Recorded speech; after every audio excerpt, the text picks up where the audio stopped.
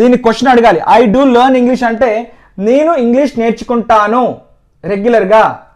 మనం నేర్చుకుంటానా అని క్వశ్చన్ అడగాలనుకోండి. ఇప్పుడు ఎలా అడగాలంటే సింపుల్గా హెల్పింగ్ వర్బ్ ఏది ఉన్నా కానీ ఇక్కడ డూ ఉంది కదా, సబ్జెక్టివ్ ప్రొనౌన్ ముందు పెడితే సరిపోతుంది. డూ ఐ లెర్న్ ఇంగ్లీష్, నేను ఇంగ్లీష్ నేర్చుకుంటానా. సో నన్ను నేను క్వశ్చన్ చేసుకోను కాబట్టి ఆపోజిట్ పర్సన్ని చేస్తాను కాబట్టి మిమ్మల్ని నేను క్వశ్చన్ చేస్తాను. ఒకవేళ మీరు చూస్తున్నారని మిమ్మల్ని క్వశ్చన్ చేస్తున్నాను. మీరు అంటే యూ కదా, కాబట్టి డూ యూ లెర్న్ ఇంగ్లీష్. ఇప్పుడు దీంతో ఎలా సెంటెన్స్ ఫామ్ చేయొచ్చు చూడండి. వై అని పెట్టాను అనుకోండి, why do you learn English అవుతుంది. వేర్ అని పెట్టాను అనుకోండి, where do you learn English అవుతుంది. హౌ అని పెట్టాను అనుకోండి, how do you learn English అవుతుంది.